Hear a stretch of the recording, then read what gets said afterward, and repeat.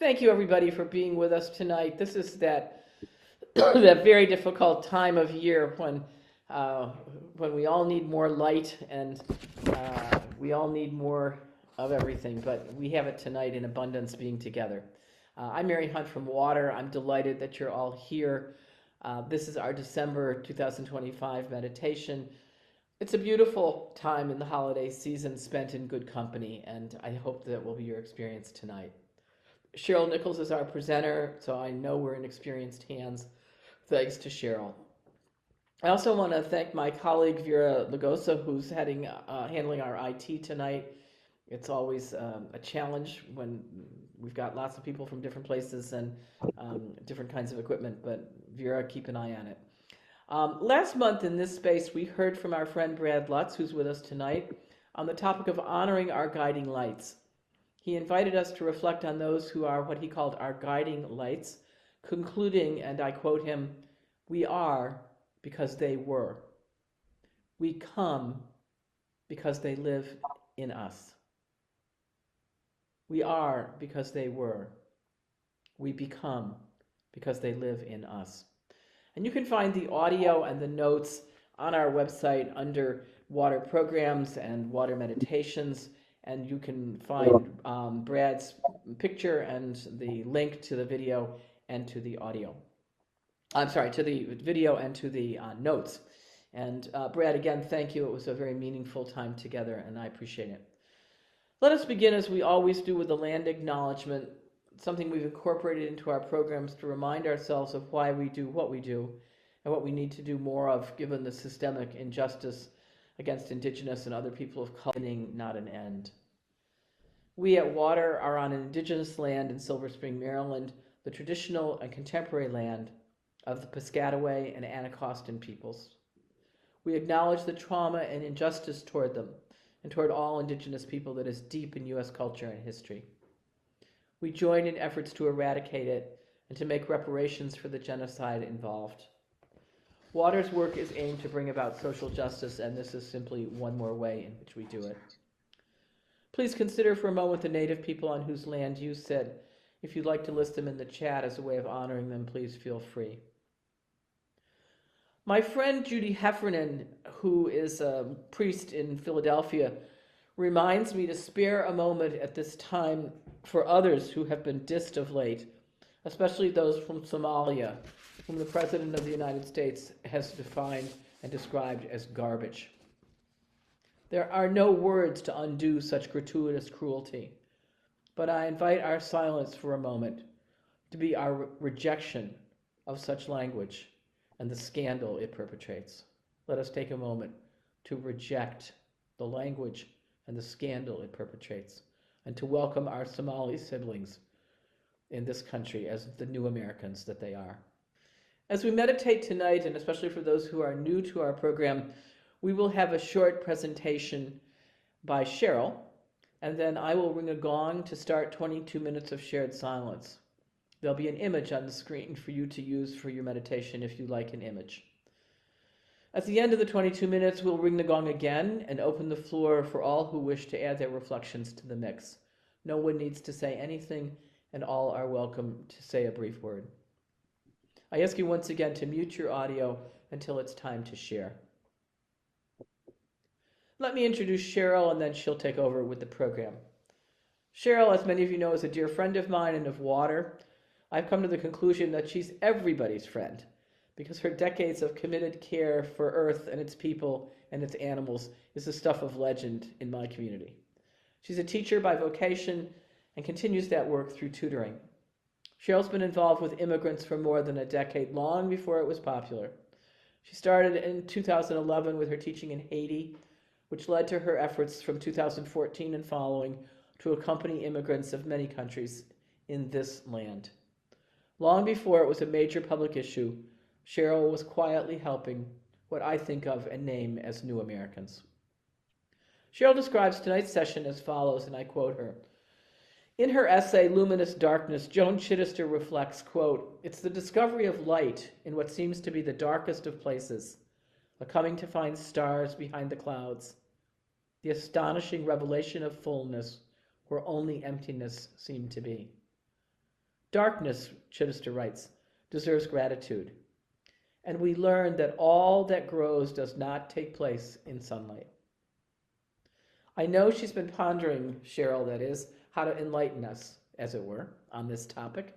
And I know that your remarks will be helpful, Cheryl, so I thank you in advance. Over to you.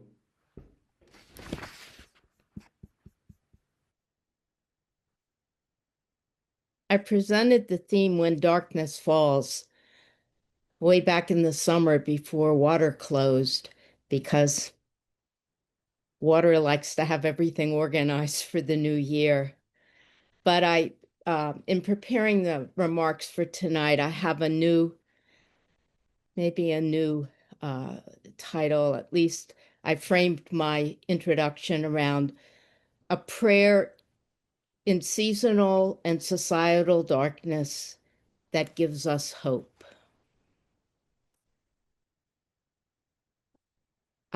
I'm part of a book group in our church, and we're using Sister Maria Bolding's The Coming of God.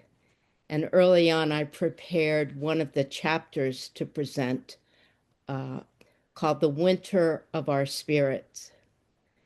She, along with Joan Chittister, spoke about how we see the stars because of darkness.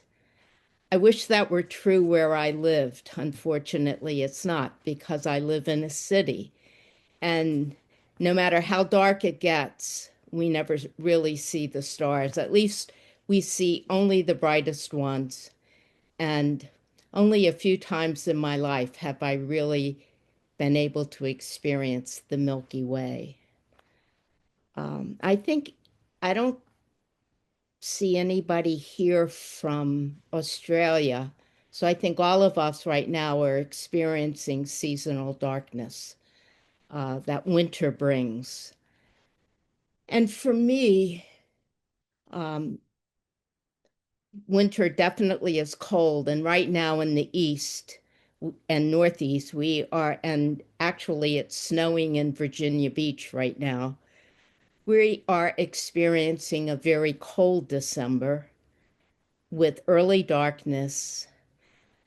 But I really love this time of year in the sense of the quiet, hunkering down, kind of hibernation that winter brings to me.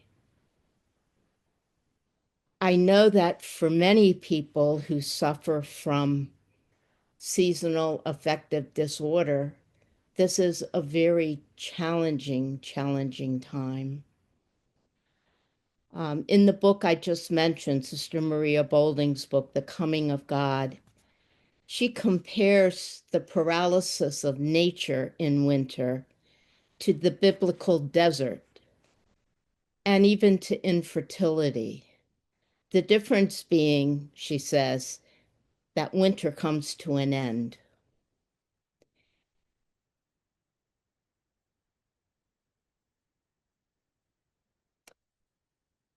Thinking about the people who do suffer from depression this time of year, hopefully for them, with the coming of light and more springtime, it is a time for them to experience an end to the depression.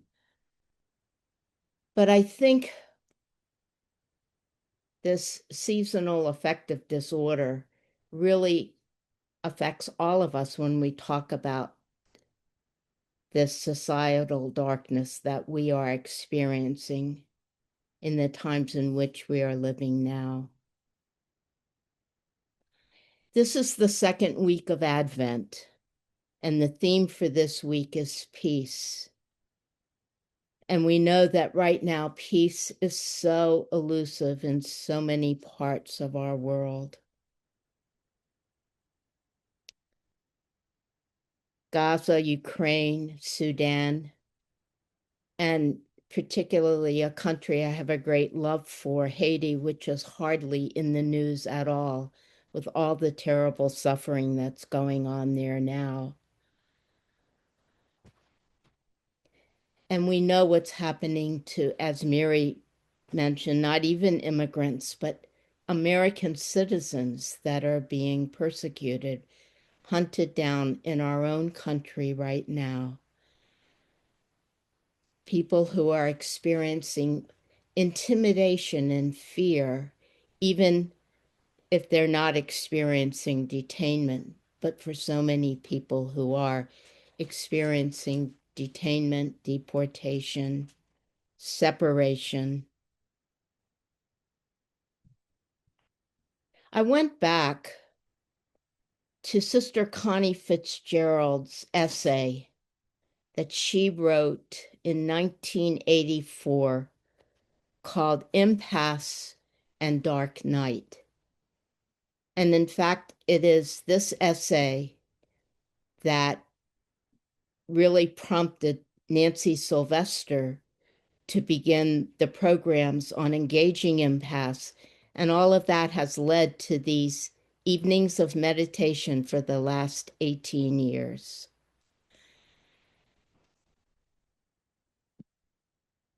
As I was thinking that, Sister Connie wrote this essay about impasse, which today we kind of call divisiveness, that same experience. I'm looking around. Except for Vera, we are people of privilege in terms of whiteness. So I think the societal impasse that we are experiencing in this time, and for us in the US, especially in our country in ways we haven't experienced it before, that maybe for the first time, all of us as American citizens are beginning to understand what it means to live under oppression, to have this darkness that the indigenous people here in my country, in Australia, in so many of the colonized places in Africa and Asia, how they have been living in this societal darkness for so many years. And maybe it is about time that we also have this experience, that we need to more and more identify and see ourselves as part of this human fabric that can really bear the brunt of, of this oppression and darkness.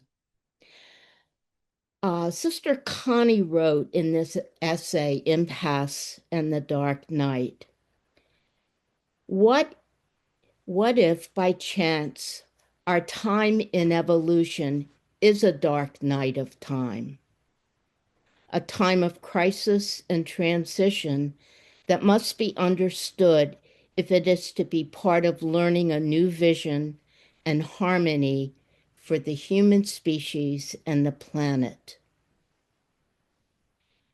Maybe she's saying kind of what Sister Joan did, that it's only at this darkness that we have a sense of how important light is and what is our part in kind of claiming that light. My spiritual advisor, who has long been deceased, but who was so much a part of my early young adult life, had a wonderful prayer that I go back to very often, not to respond in kind. So not to respond with violence to violence, but to respond in nonviolence, as difficult as that may be. It is in bringing to contemplative prayer that we can engage in impasse, that we can not respond in kind to the violence that we experience, that we see other people experiencing.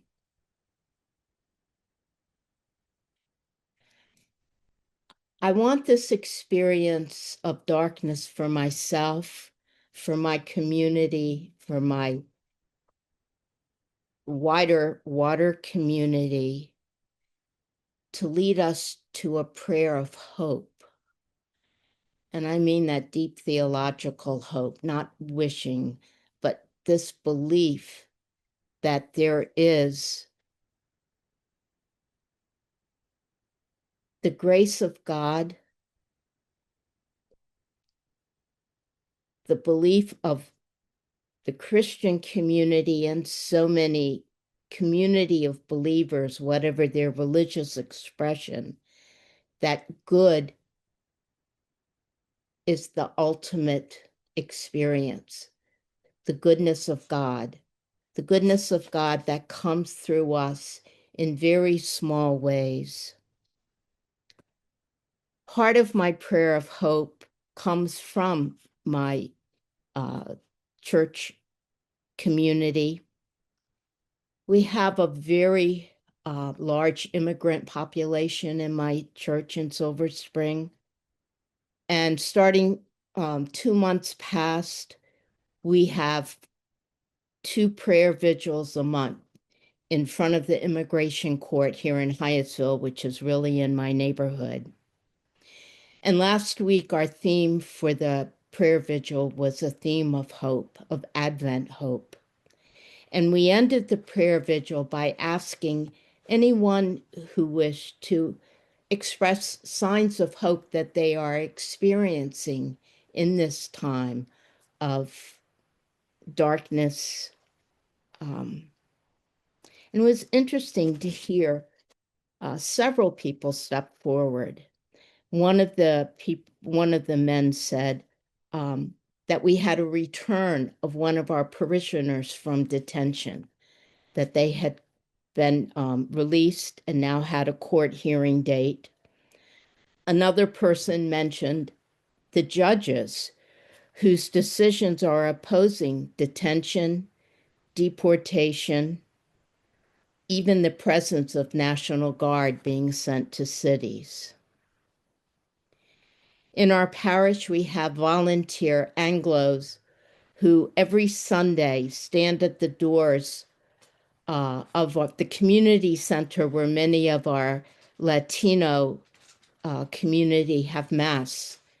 And the Anglo guards make sure that it's safe for people to exit after Mass.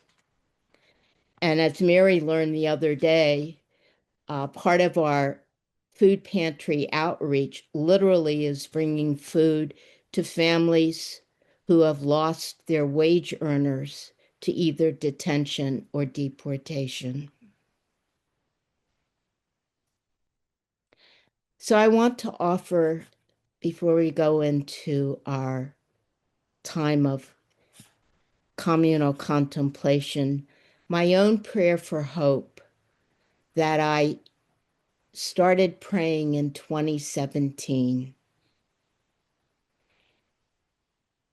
I pray for a hope that I cannot see and may never see in my lifetime, a hope where light will overcome the darkness. And this is my prayer from Romans 12. Rejoice in hope, endure in affliction, persevere in prayer. So let us persevere now in our communal contemplation.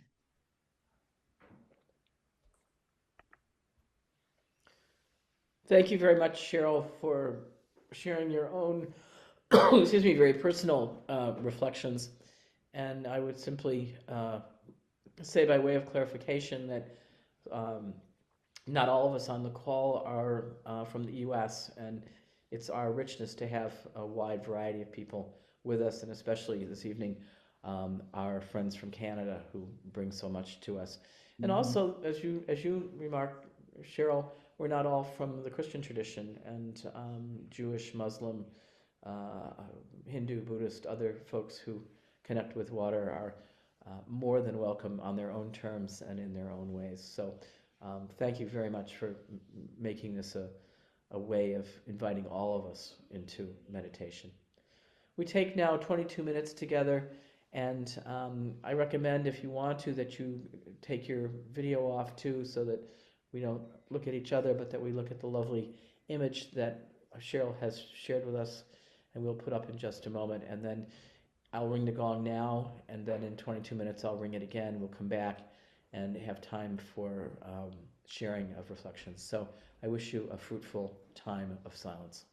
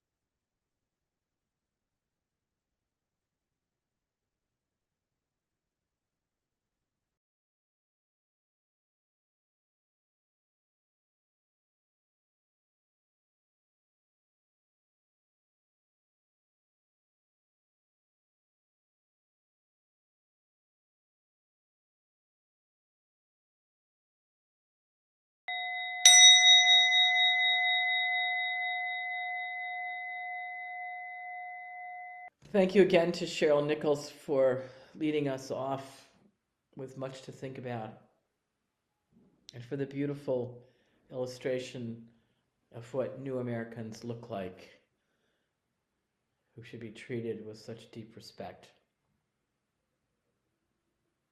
And thank you to everyone for participating in the communal contemplation. It's when we do it together that it really makes a difference. It's easy to do on one's own, but doing it together adds something. I don't know how to put that in words. So the floor is open. Please use the raise hands button on your device. On mine, it happens to be at the bottom where it says react, and then I can raise my hand, and I can take my hand down, so we know who's ready to speak. The floor is open. It helps to say your name and your location so we can continue to deepen the bonds that hold this group in such a lovely way. The floor is open for comments, with thanks to Cheryl and to all of you. Please feel free, whoever would like to speak first. There's no obligation.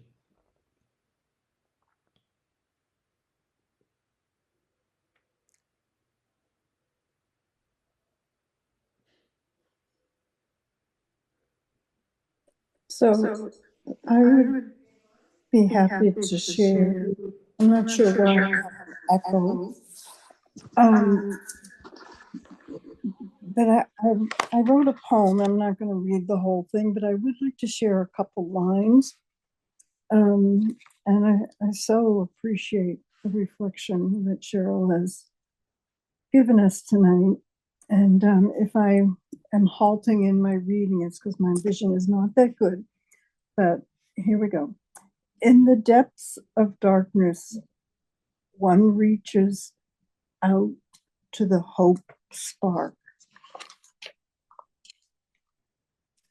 Search within the hope spark for the starlight hope.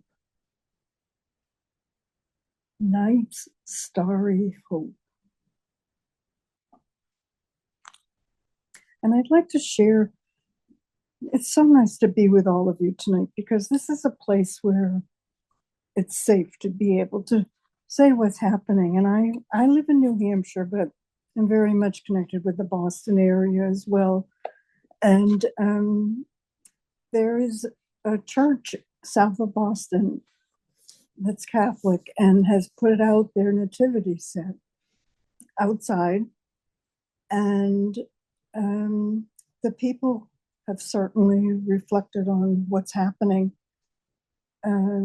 societally. And they did not put into the Nativity Joseph and Mary and Jesus. And instead, there's a light that's reflected into the nativity set and a sign that says ice was here. And that's darkness. That's darkness. So thank you. Thank you for shedding some light on it for us. And remember, folks, to introduce yourselves by your name and place if you want. I'm Mary Hunt at Water in Silver Spring. And that was Carol. Go ahead, Rosemary Ganley. I'm Rosemary in Peterborough, Ontario.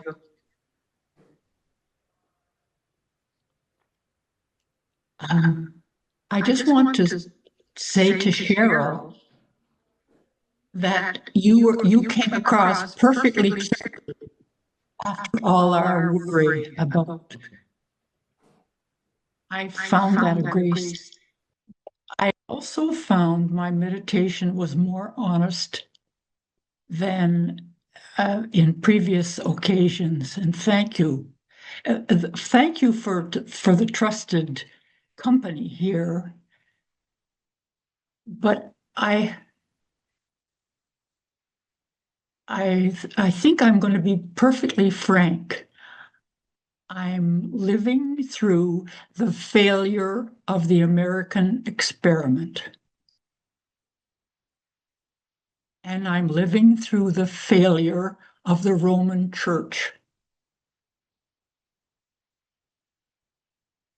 There's an ex-president of Ireland named Mary McAleese, and she said yesterday, and I take some courage from her tartness and her honesty.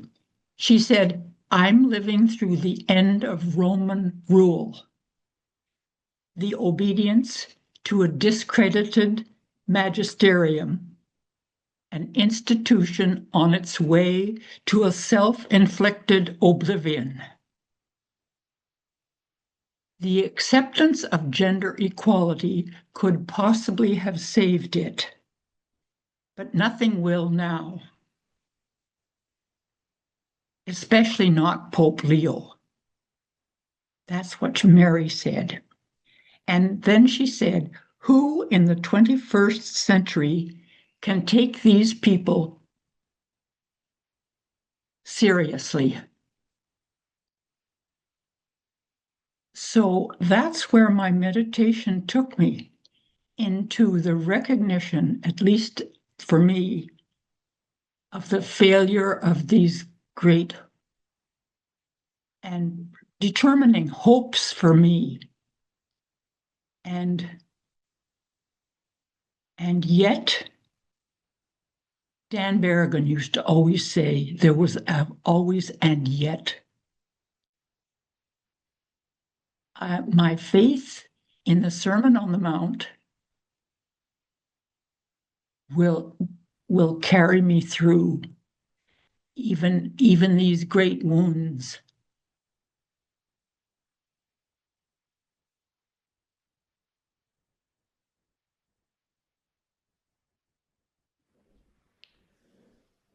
Thank you, dear Rosemary Ganley. You speak for many of us. It may be a comfort or at least a curiosity to know that I submitted my own article to Religion Dispatches today with regard to the current church situation. And if you beg me after this, I might send you an advance copy. I hope they'll take it. Donna, you're next. I wanted to say thank you for that comment, because it kind of reflected part of my meditation as well. Earlier this evening, I was read a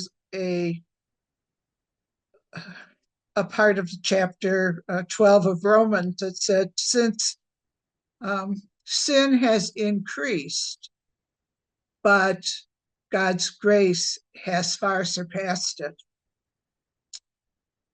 And I have to always remember, Rosemary, I share with you the great grief of our country and our world these days. And I get very concerned about how will we recover. And we have to have faith in God. I always say God's ultimately in charge. God takes care of God's creation. And that we, each of us, have to keep that faith alive and remind God of our request, of our call for peace, of our call for honesty and justice, care for our brothers and sisters. And that's what I think faith is all about.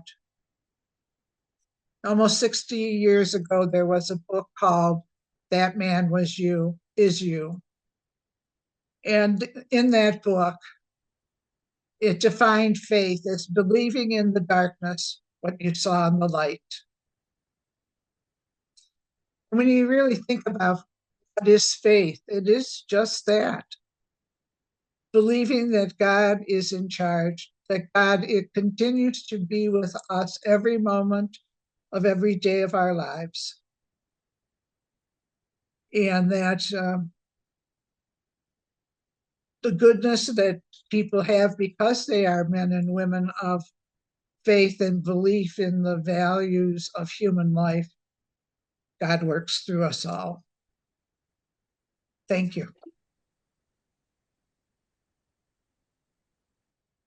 Thank you kindly, Donna. We echo your hopes. Jean Christensen. Yeah. Thank you, Cheryl, because you spoke to where I've been for the last several weeks. And I was out, I had 2 or 3 trips between the time of the end of September and the end of October, and I came home by the end of October. I was tired and had all this stuff going on. But I got on a Zoom a week ago Saturday because one of the people presenting is someone I know. And I said, oh, it will be good. The title was Rest in the Time of Chaos. And that's where I've been ever since. The book they recommended was Rest is Resistance, a Manifesto. It's Tricia Hershey's book. And as part of that Zoom at one point, they asked the participants to express what we were feeling in that exact moment. And the responses were scared, anger, suffocation, fear, disempowerment, helplessness. In other words, the word hope didn't come up. And the discussion really was, and the encouragement is, unless we can take time, make time, adhere to time for rest or for sabbatical, we can't make it. We absolutely have to be able to move away from the chaos that surrounds us in society. And there's a lot of discussion about white supremacy and Christian nationalism that is part of that chaos, and how it does not recognize women's equality. And then, of course, I've written an article because the New Ways Ministry, there's a group of us who contribute to the newsletter that comes out every once in a while to a group of women religious predominantly who are queer. And it's like, we have to be able to say, we're enough, we are good enough, and we have to be able to say, you can't have me and you can't have my sabbatical time. I'm going to shut you out of it, so to speak. So I don't know if that makes sense, but it's one of those things that just go. Thank you, Jean. Sage as always. And if you'd like us to socialize the title of that book, please send it to me, and I'll put it in the notes tomorrow. But you're spot on there. I think we can't allow such forces to take away the deepest goodness we share, and that's why experiences like this and times like this together are so rich, so very rich, and so, for me at least, very necessary. Who else would like to speak? We have time for another two. If anyone would like to offer a short word. I don't want to leave anyone out, but there's no requirement to speak either, so I take your silence as our closing. With thanks to Cheryl, and let me offer thanks to Vera for technical help. And Cheryl, I hope you'll give us your remarks in some form to put into the notes as well, because I know people will want to read them again and ponder them if that's possible. And we'll certainly have the video available, because it's a hard time, and yet there is joy in it. As you know, having been here last night for dinner, we had a joyful time.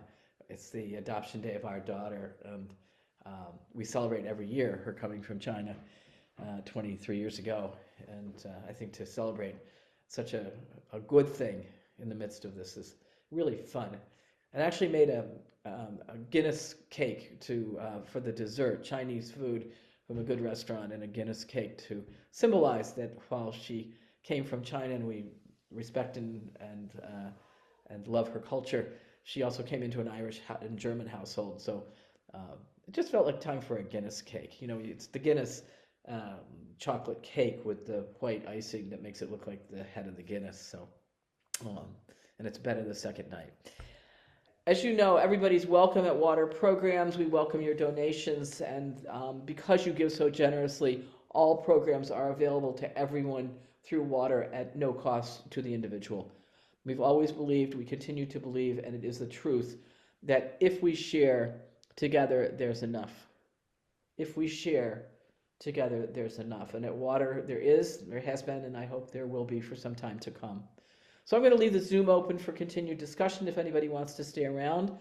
But from Water, I want to wish all of you the warm return of the light later this month and the happiest of holidays. And I do think that in addition to taking sabbatical, Jean, that one of the best things we can do is to celebrate all of the wonderful things that are proof, the holidays themselves, in fact, proof that despite the hardships of these days, the joy and beauty of life on this planet remain constants. Deo gracias.